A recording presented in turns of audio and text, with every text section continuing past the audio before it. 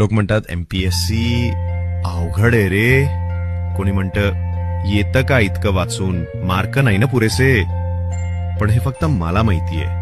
हे पुस्तकं वाचणं म्हणजे फक्त माहिती घेणं नाही, तर रोज स्वतःला नव्यानं घडवणं आहे. रोज सकाळी उठून महाराष्ट्राचा भूगोल, इतिहास, संविधान, कधी पावसात रेनकोट घालून लायब्ररी, कधी उकाड्यात घामाच्या धारांमध्ये नोट्स. आई म्हणते बाळा जेवून घे आधी, पण मन म्हणतं हे टॉपिक संपवतो. कारण माहितीये पुढचं वर्ष वाया जाऊ नये.